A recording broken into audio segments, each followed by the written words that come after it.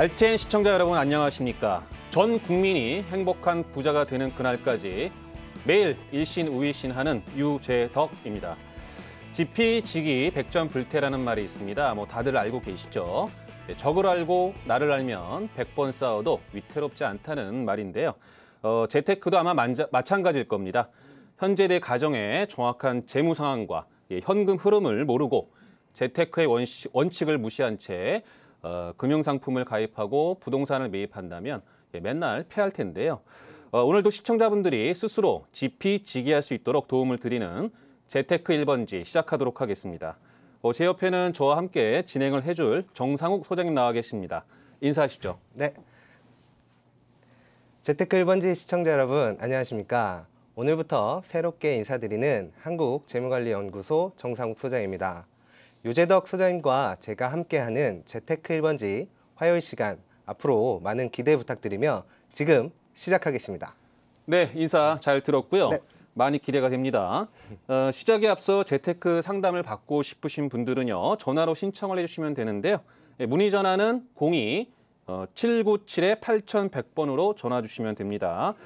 방송 중에 궁금하신 사항이나 상담받고 싶으신 내용이 있으시면요. 언제든지 주저치 마시고 연락하시면 됩니다. 자, 첫 번째 순서로는요. 재테크 이슈를 알아보는 시간입니다. 오늘 재테크 이슈 시간에는요. 지난달 여러분들 다 아시겠지만 세법 개정안이 새롭게 발표가 됐죠. 너무 양이 방대하다 보니까 시간 관계상 다 말씀을 못 드리겠고요. 여러분들한테 좀 득이 되는 금융상품 변경 위주로 좀 말씀을 드리도록 하겠습니다. 소장님, 첫 번째 내용 어떤 걸까요? 네, 많은 내용이 변경되었습니다. 그중에서도 제가 첫 번째로 알려드릴 내용은요. 세금우대 종합저축을 생계형 저축과 통합, 재설정하게 되었는데요. 그래서 이름도 비과세 종합저축으로 변경하였죠. 내용을 살펴보면 현행 만 20세에서 59세 전까지 누구나 1,000만 원에 대한 이자소득세 15.4%를 9.5%로 적용해 주었는데요. 생계형 저축은 이자소득세 60세 이상의 노인, 장애인, 국가유공자 등에게 이자소득세 15.4%를 비과세 혜택을 적용해 주었습니다. 세금우대 한도는 3,000만 원까지 동일한 기준으로 적용해 주었는데요. 그러나 향후 세제 개편 후에 내용은 어떻게 변경이 되냐면 세금우대 종합저축의 내용은 폐지되는 반면 생계형 저축의 내용은 기존 3,000만 원과 세금우대 3,000만 원 합산 총 6,000만 원의 금액이 향후 5,000만 원까지 전액 비과세로 변경되게 될 예정이며 가입 대상은 기존 60세에서 5년에 걸쳐 1년에 한 번씩 조정되며 총 65세 이상 연령으로 가입 대상이 변경되니까 이 점 또한 유의하시기 바랍니다. 네, 설명 잘 들었습니다. 일단 말씀을 들어보니까 올해까지는 60세, 내년부터 이제 61세, 내후년에 62세에서 순차적으로 65세까지 된다는 말씀이시네요. 우리 소장님 세금 하면 머리가 이제 상당히 아프죠. 그래서 아까 말씀하신 퍼센테이지가 있는데요. 간단하게 시청자 입장에서 15.4%, 9.5%. 그럼 나한테 도대체 어떤 이익이 있는지 한번 좀 설명을 좀 부탁드리겠습니다. 네, 말씀하신 것처럼 정말 간단히 설명드리겠습니다. 간단히 예를 들면 시청자 여러분께서 1년에 금융상품을 가입하셔가지고 1년 동안 총 이자 수령하는 금액이 10만 원이라고 가정을 한번 해보겠습니다. 그러면 이 중 15,400원의 세금을 떼게 되는 것이고요. 9.5% 즉 9,500원의 세금을 떼게 되겠죠. 여기서 발생되는 차액 5,900원 정도를 절세할 수 있다라고 보시면 쉽게 이해 가능하실 겁니다. 네, 간단히 설명 잘 들었습니다. 몇천 원 정도라고 하지만 또 이제 이자 금액이 많아지면 퍼센테이지에 따라서 그 절세되는 금액이 많으니까 좀 유념히 들으시면 될 것 같고요. 자, 그렇다면 60세 이상 생계형 저축은 변경 후에 과연 어느 정도 절세 효과가 있는지 좀 설명을 좀 부탁드리겠습니다.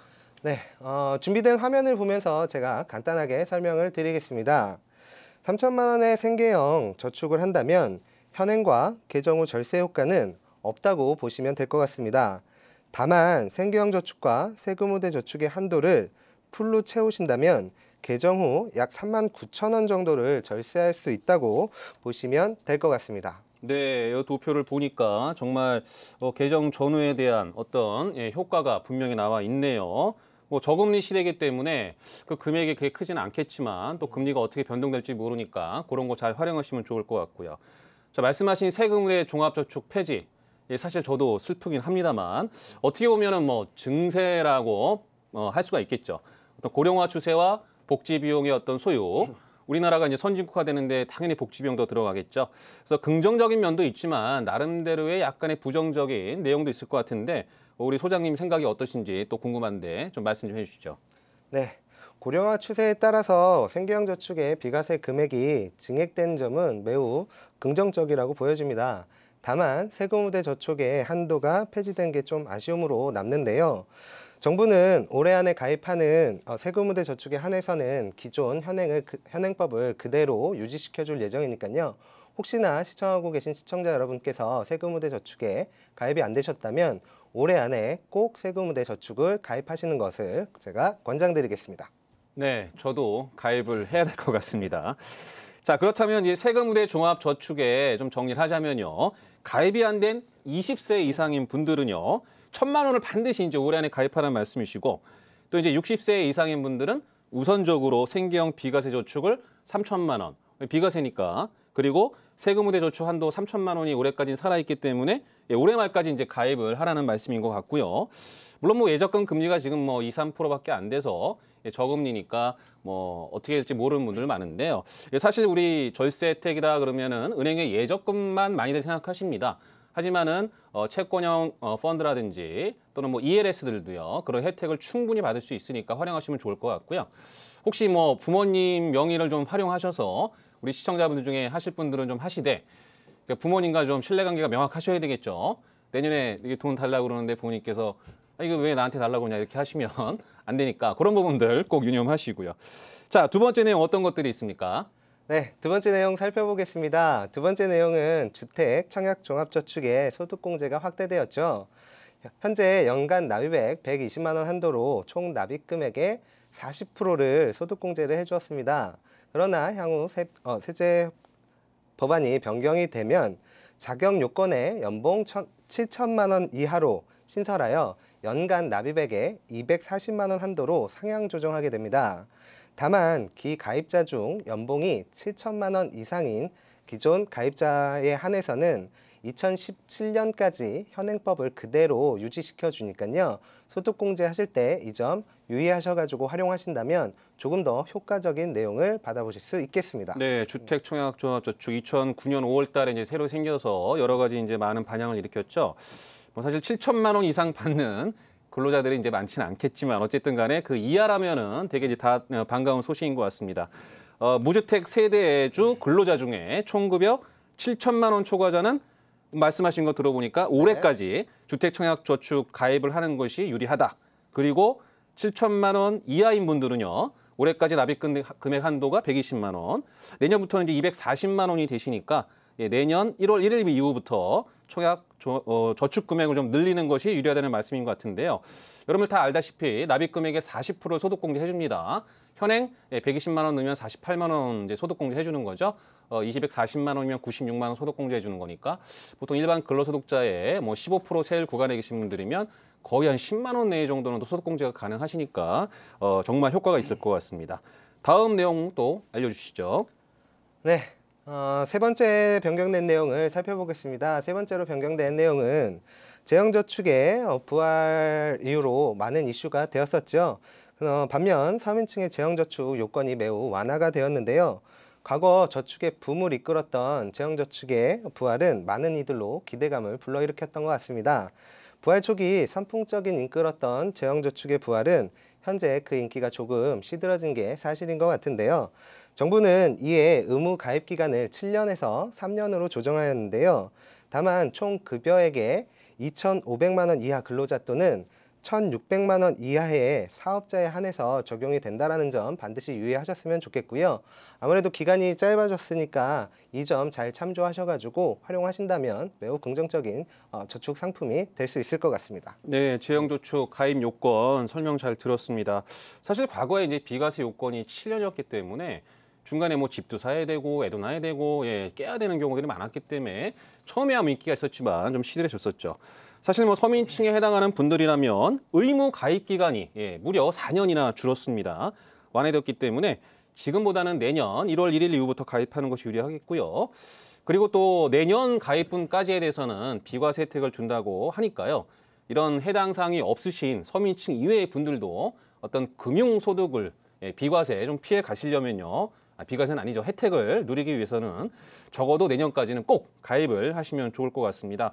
정말 좋은 정보 주셨고요. 그 밖의 내용 간단히 정리해 주시죠. 네, 이 밖에도 여러 가지 변경된 내용 중에서 몇 가지만 체킹해 보도록 하겠습니다.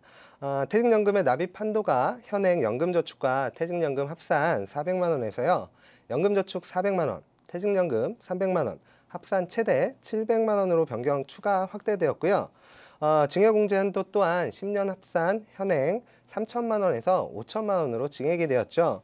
또한 기타 친족의 경우 500만 원에서 1,000만 원까지 확대되었으니까 이 점 참조하시고요. 그리고 해외여행을 하게 되면 면세한도 기존 400불이었죠. 400불에서 600불로 상향 조정되었고요.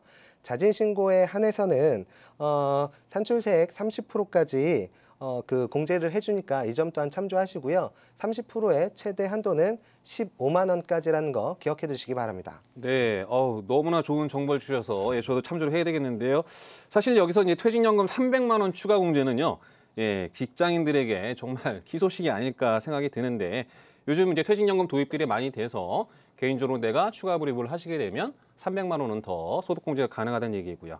또 면세 한도. 좀 늦은 감이 있습니다. 96년도에 제가 400불로 정해진 걸로 알고 있는데 이제서야 600불이 된 거는요. 물가 상승률을 고려하면 조금 늦은 감은 있지만 어쨌든 간에 좀 희소식이 아닐까 하고요. 그렇다고 우리 마구잡이로 면세품을 구입하시면 안 되겠죠. 우리 RTN 시청자분들은 그렇지 않으리라 믿어 의심치 않습니다. 그리고 제가 한 가지 더 좋은 정보를 좀 드리도록 하겠습니다. 내년부터 이제 일정 조건의 1주택 근로자가 받은 주택담보대출에 대해서는요. 현행 1,500만 원까지 이제 소득공제가 가능했는데요. 300만 원이 늘어난다고 합니다.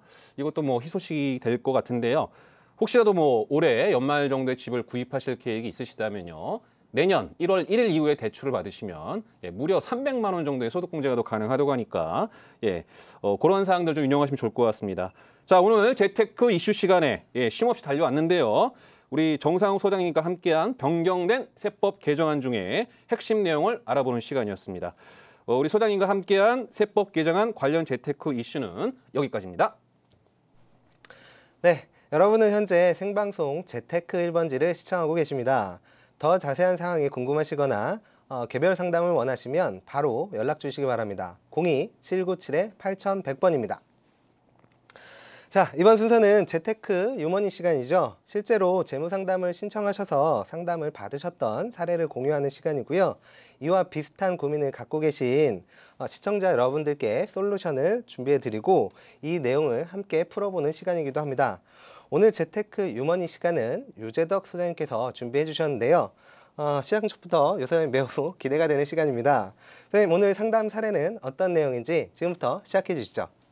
기대가 된다고 하시는데 웃으시면서 말씀하시니까 기대 반 걱정 반이 되긴 하지만요. 어쨌든 간에 오늘 제가 재테크 유머니 상담 사례 한번 말씀드리도록 하겠습니다. 오늘 상담 사례는 그 부부 공무원 사례입니다. 여러분들 주변에 보시다 보면 가끔 선생님들끼리 결혼도 하시고 또 공무원들끼리 결혼도 하시고 좀 부러운 분들이 많이 계시죠. 어쨌든 간에 이런 분들도 고민이 있으니까 한번 보도록 하겠습니다. 자, 일단 이분들은 제가 2014년 올해 초에 이제 상담을 했던 부부들인데요. 여기는 가명으로 홍성철님, 강미영님 부부. 나이가 이제 38세, 36세인 부부시고요. 자녀는 이제 6세, 4세.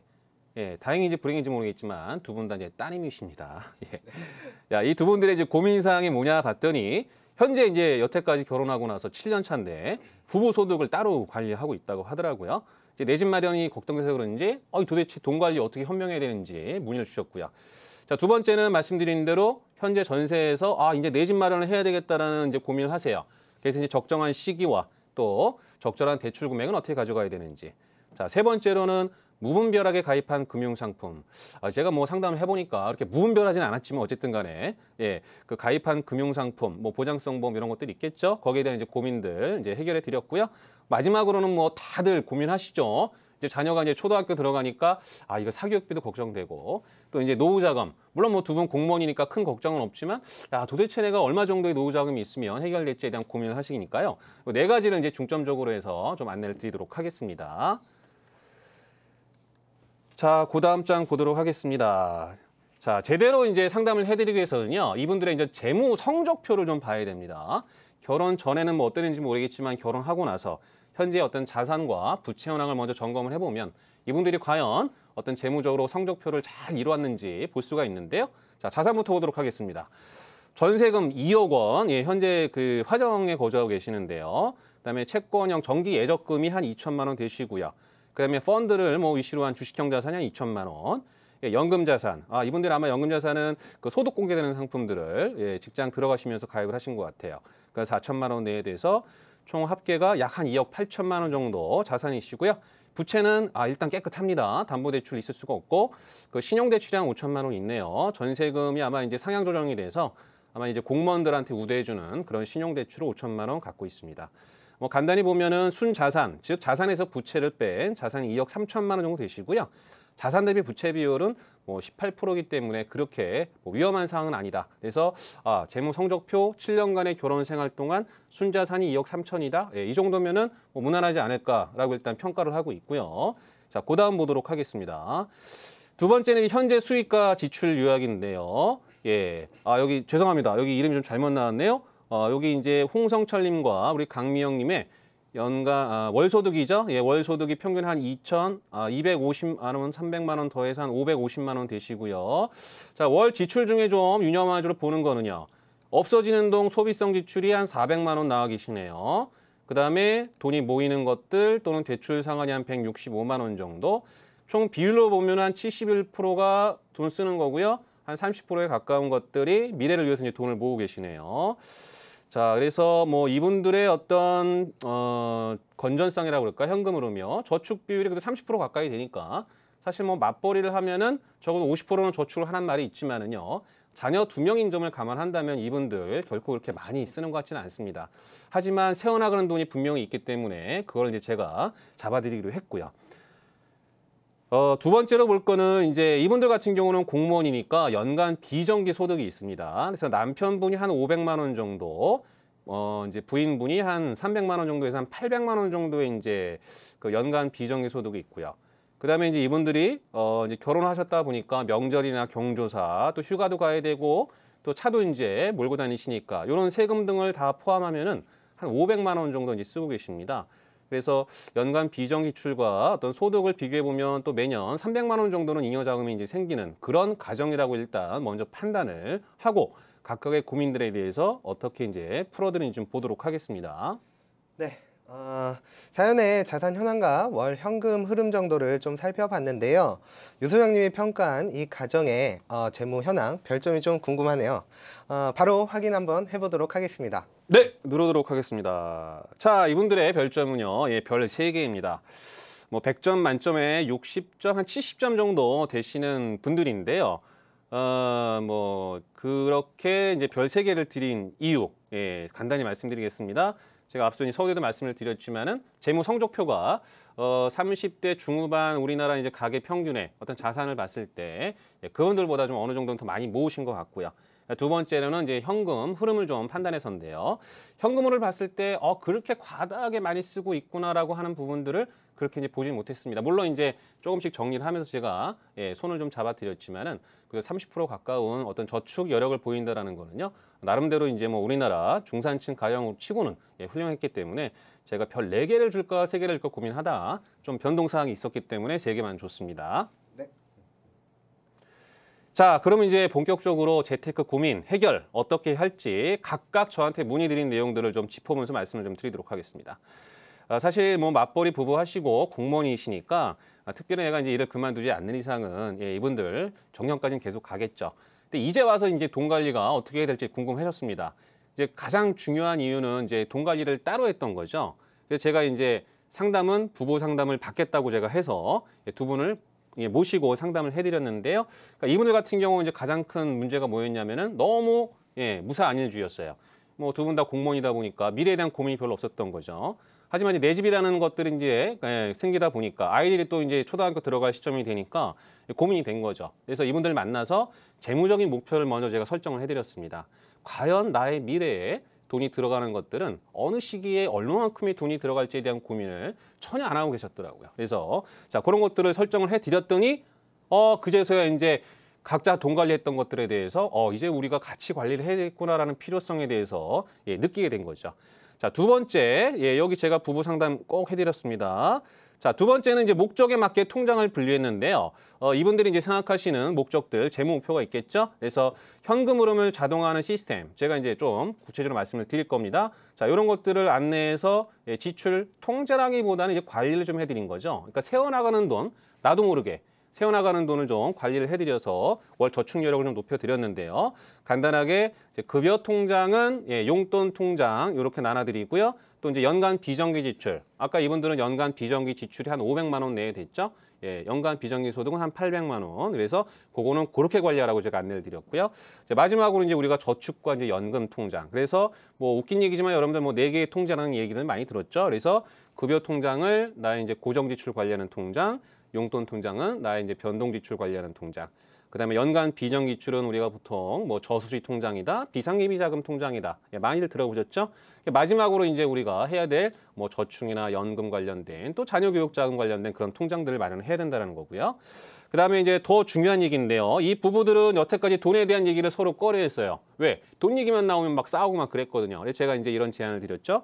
자, 적어도 한 달에 한 번 정도는 급여일 전에 부부끼리 좀 재무 대화의 날을 좀 가지자. 다행히도 이 두 분은 급여일이 똑같습니다. 그래서 급여일 전날 재무 대화의 날을 좀 가져서 우리가 지난달에 사용했던 금액에 대한 것도 좀 얘기하고 또 다음 달에 나갈 예산에 대해서도 좀 고민하는 시간을 가지라고 했고요. 결론적으로 이 두 분은 지금 재무 대화의 날을 매월 갖고 있고요. 뭐 가끔 이제 와인도 한 잔 마시면서 부부 관계도 되게 좋아졌다고 저한테 말씀하셨는데 어쨌든 여러분들도 그런 시간을 가지면 좋을 것 같습니다. 결론적으로 뭐 매월 1회 정도 이렇게 관리를 하다 보면요. 1년에 한 번 정도는 변동사항 정리되시고요. 그다음에 뭐 금융상품 가입한 것도 리모델링이 가능하시니까 일석이조의 효과. 다시 한번 정리해드리면 매월 1회 급여일 전날에는 부부 재무 대화의 날을 꼭 가지시길 바랍니다. 자, 두 번째 문제 해결한 이거 제가 설명드린다고 그랬죠? 죄송합니다. 자, 이분들 급여일이 똑같기 때문에요. 각각 통장을 좀 나누자라고 말씀을 드렸습니다. 그래서 급여가 들어오면요. 첫 번째 급여 통장. 자, 이 통장에는 이제 고정 지출을 이제 자동 이체 시켜 놓는 거죠. 예를 들면 변동되지 않는 금액들이 있죠. 뭐 관리비, 보장성 보험료, 기타 등등의 이제 매월 들어가는 금액 중에서 변동되지 않은 것들을 여기다가 이제 정리를 하면 되고요. 자, 두 번째는요. 자, 이분들 같은 경우는 용돈을 한 달에 뭐 부부가 각각 한 100여만 원 썼는데요. 그분 그 금액에 대해서도 제가 이제 이 급여 통장의 은행의 소비 통장을 제가 만들어 놓으라고 말씀을 좀 드렸습니다. 그래서 여기에 이제 용돈 겸 외식비 이런 것들을요. 변동 지출을 이제 관리하는 거죠. 그래서 예를 들면 남편분한테는 제가 이랬어요. 50만 원만 넣어라. 그리고 여기에 체크카드를 연결시키시고요. SMS로 잔액 통보 서비스. 한 달에 돈이 얼마 남았는지 쓰고 나면은 그런 서비스 신청하라고 그랬습니다. 네. 자, 그리고 나서 이제 예비 통장은 우리가 이제 저수지 통장 말씀드린 거고요. 자, 나머지 금액, 남은 돈들은 우리가 저축과 이런 것들은 이제 진행하면 될 것 같습니다. 자, 그래서 우리가 개선을 어떤 식으로 했는지 좀 정리를 해보면요. 이분들 같은 경우는 부부 용돈이 한 100만 원 정도 됐는데요. 두 분의 의지를 모아서 1인당 10만 원씩 줄여서 80만 원 줄였습니다. 자, 그다음에 이제 보장성 보험이 한 50만 원 나가셨는데요. 이것도 제가 중복 보장이나 이런 것들을 정리하고 공무원분들은 이제 단체 보험이 많이 있으니까요. 한 20만 원 정도 이제 보험료를 절감을 했죠. 자, 요 남은 금액들을 이제 추가로 우리가 저축 및 할 수가 있었는데요. 그래서 주식형에 한 20만 원 정도 추가로 됐고요. 또 이분들이 이제 연금 소득공제 상품이 25만 원씩이었는데 1인당 30만 원씩 제가 들려서 소득공제를 좀 확보를 했습니다. 자, 그다음 두 번째 해결안 보도록 하겠습니다. 자, 내 집 마련 시기와 적절한 대출 금액이죠. 뭐 모두들 다 고민하시고 또 어떤 분은 집이 있으실 거고 또 전세 사시는 분들은 고민하실 텐데요. 제가 첫 번째 제안 드렸던 거는 자녀 초등학교 입학 전에는 내 집 마련을 꼭 하자라고 였습니다.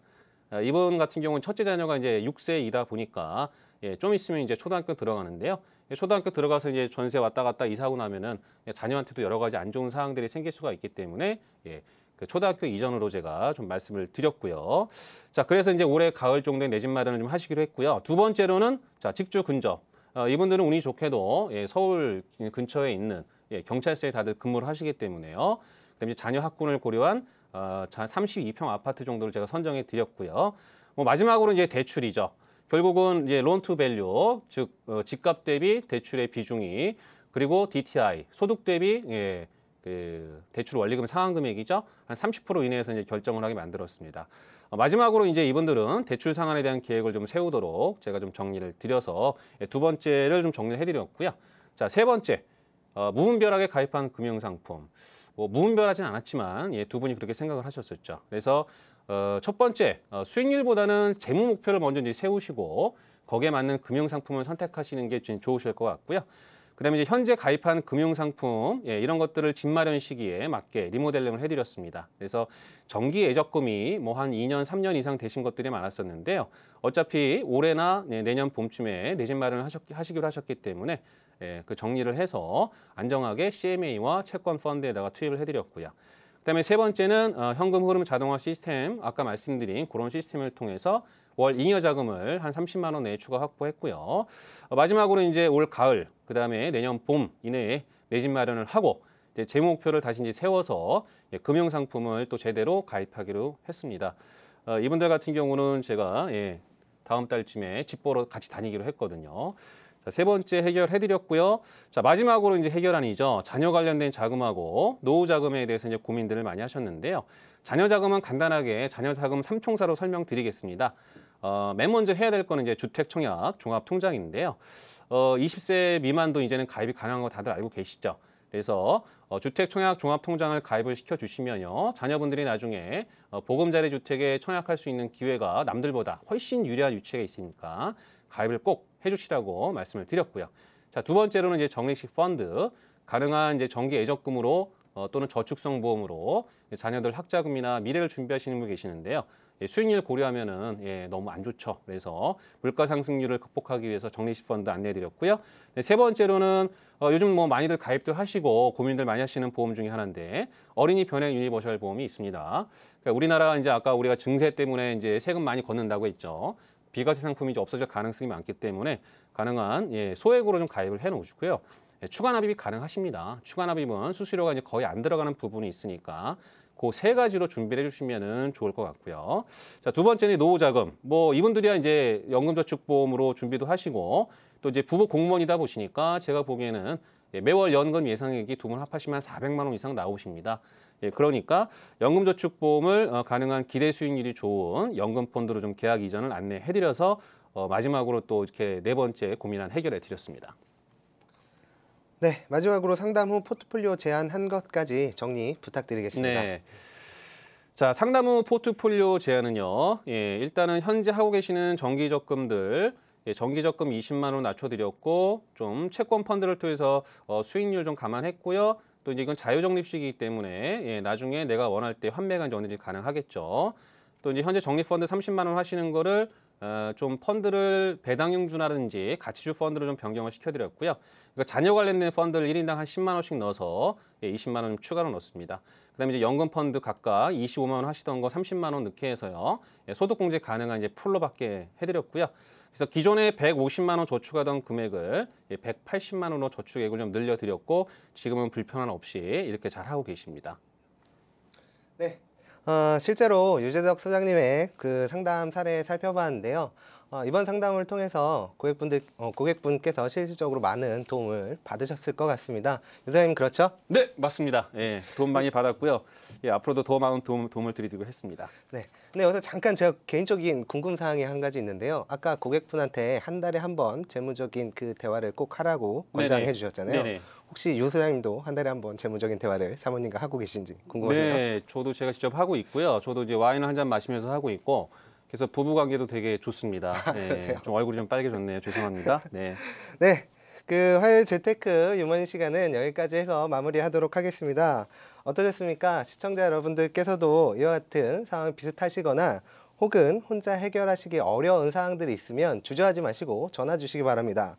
재테크 1번지 문의 전화는 항상 열려 있습니다. 02-797-8100번으로 전화 주시면 이 모든 사항들을 시원하게 풀어드리겠습니다. 네, 여러분은 현재 생방송 RTN 재테크 1번지를 함께하고 계십니다. 올바른 재테크 방법을 이제 유쾌하고 시원하게 찾아보는 시간, 다음 코너를 이어가도록 하겠습니다. 자, 본격적으로 이제 시청자 여러분들의 재무적인 고민을 전화로 상담해 드릴 텐데요. 어떤 나의 재무 상태라든지 진단받고 싶고 또는 특정 가입 상품에 대한 분석이 필요하시거나 또는 객관적으로 좀 알고 싶다. 또 은퇴나 자녀 자금, 노후 준비나 이런 거 고민이 있으신 분들이 있죠. 자, 그런 분들은 시청자분들의 전화를 받아서 우리가 실시간으로 상담을 진행해 드리고 있습니다.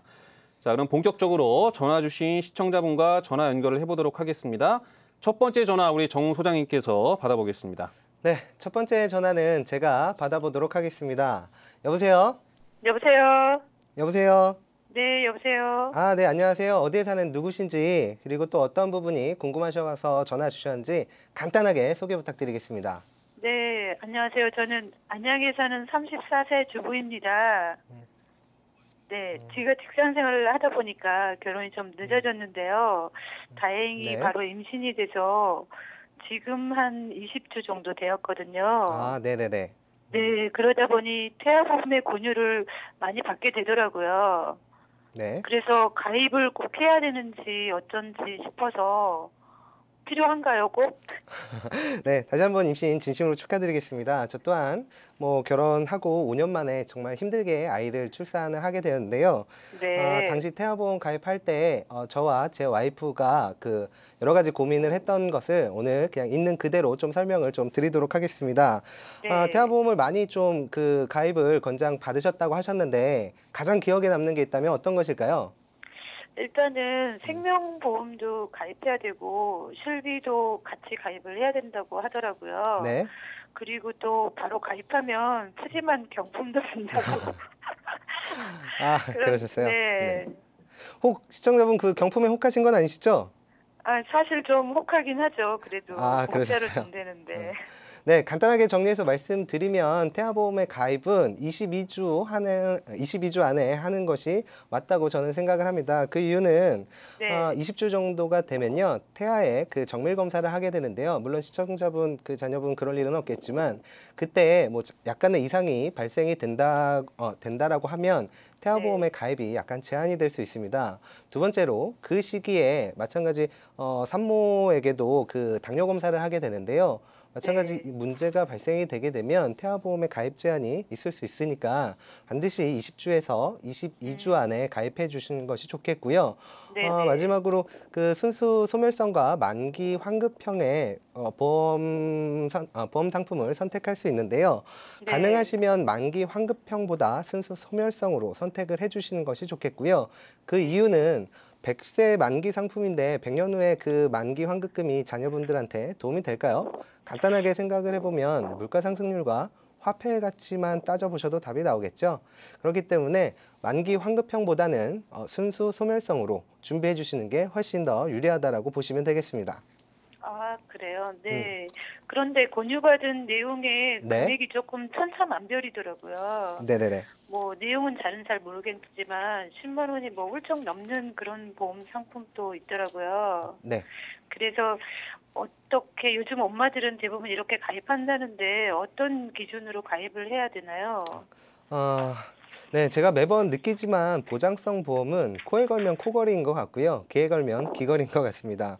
많은 기준과 원칙이 있겠지만 조금 전에도 말씀드렸던 것처럼 5년 전, 몇 년 전 저희 아들의 태아보험 가입할 때 저와 제 와이프가 고민했던 내용을 그대로 좀 말씀을 드리자면 우선 첫 번째로 고민하셔야 될 것은요. 보장 기간을 30세로 할 것인지 100세까지로 할 것인지를 결정하는 것입니다. 제 결정은 100세까지로 하는 것이 좀 좋을 것 같은데요.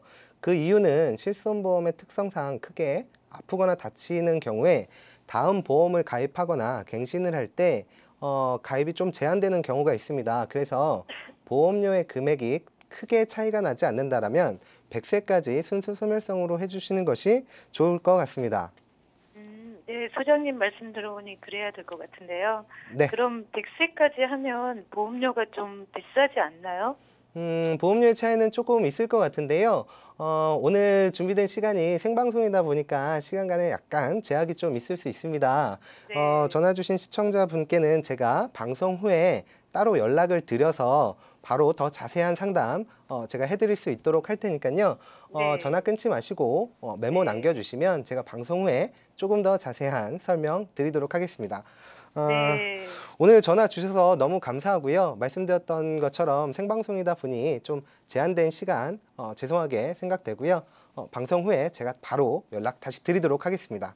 네, 감사합니다. 수고하세요. 네, 감사합니다. 네, 시간 관계상 짧게 답변 드렸고요. 두 번째 상담 이어가도록 하겠습니다. 두 번째는 유 소장님께서 도와주시도록 하시죠. 네, 시간이 없는 관계로 좋은 내용 아깝네요. 예, 꼭 잘 상담해 주시길 바라겠습니다. 네. 자, 이번에는 제가 상담을 도와드리겠습니다. 다음 전화 받아보겠습니다. 여보세요? 네, 여보세요? 네, 안녕하세요. 어디 사는 누구신지 또 그리고 어떠한 부분이 좀 궁금해서 연락을 주셨는지 간단히 좀 말씀 좀 부탁드리겠습니다. 네, 저는 인천에 사는 40대 초반 주부인데요.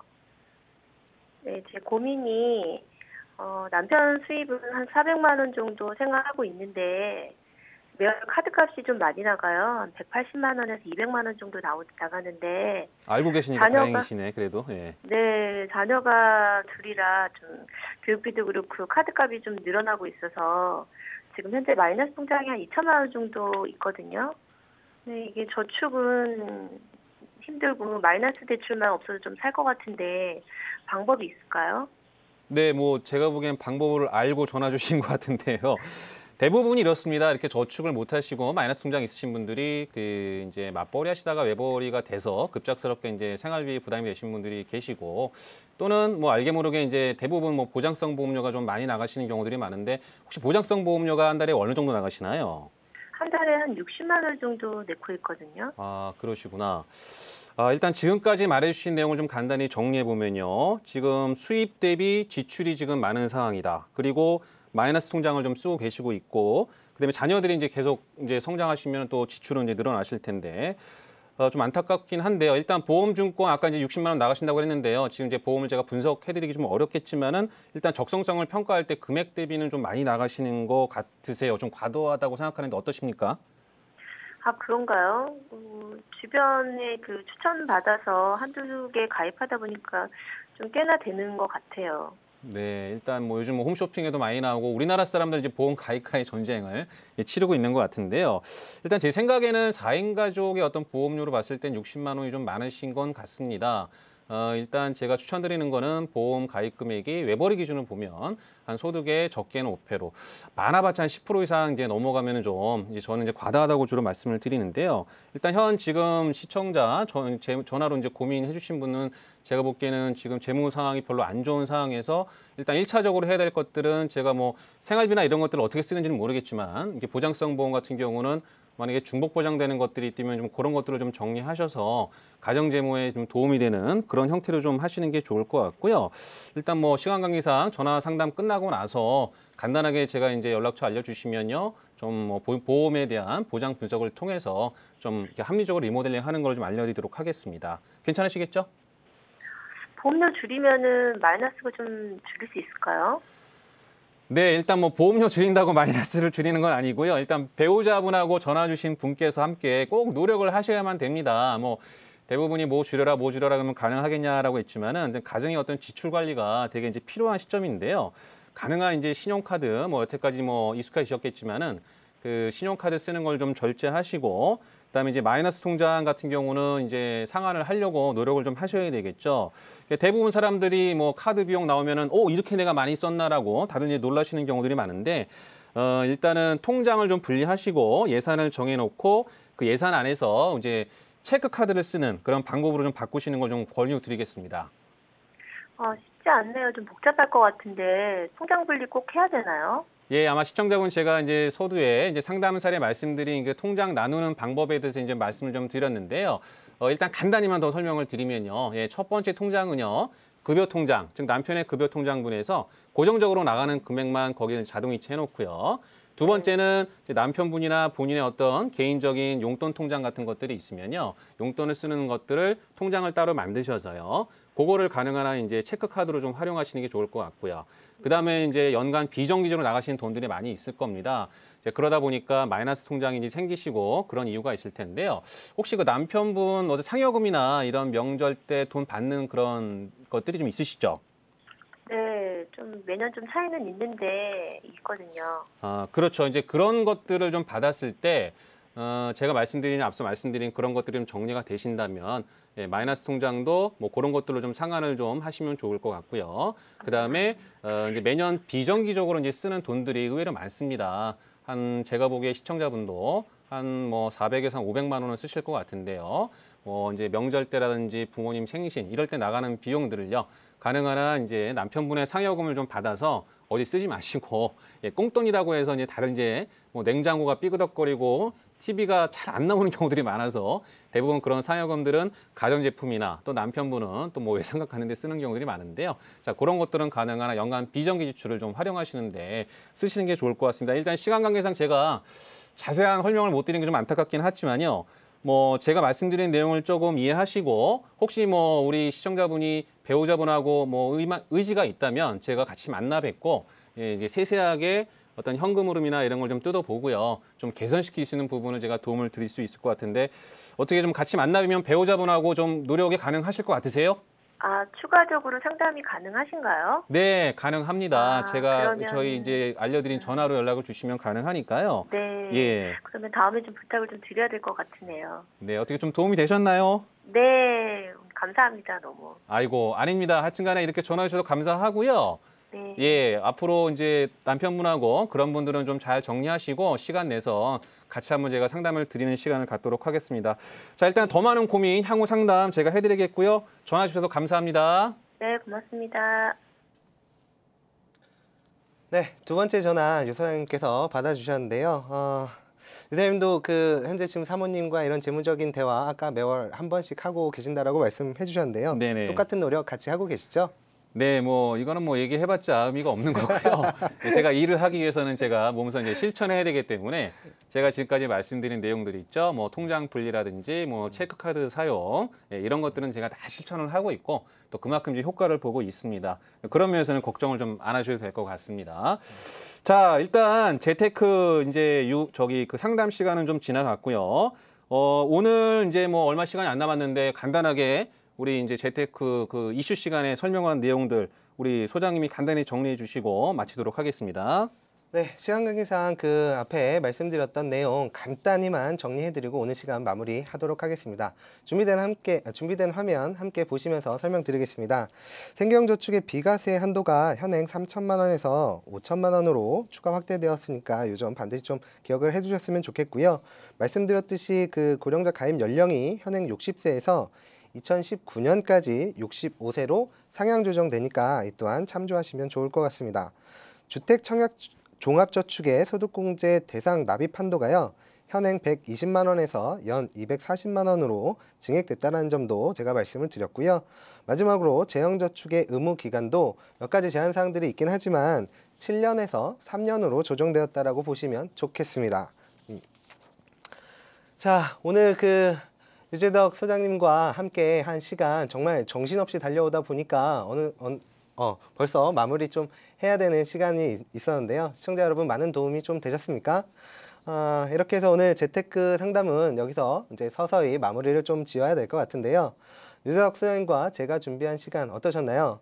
많은 도움이 되셨길 바라면서요. 유재덕 소장님 오늘 간단하게 뭐 좀 내용 정리 부탁드리겠습니다. 네, 제가 오늘 한 내용들 우리 너무 송 소장님을 통해서 좋은 정보를 많이 얻어서 제가 이제 써먹을 게 좀 많을 것 같고요. 저도 이제 부모님한테 부모님을 믿으니까 생계형 비과세 저축 꼭 가입을 하라고 말씀 좀 드려야 될 것 같습니다. 그다음에 제가 이제 시청자 그 상담 사례 있죠? 그 상담 사례 이제 통해서 그분이 계속 좋아지는 모습을 보면서 제가 일을 하는 것에 대한 상당한 좀 보람을 느끼고 있습니다. 그리고 이제 아까 전화 좀 고민 상담 오셨는데요. 그분들 저희랑 이렇게 함께 하시고 상담을 받으시면요.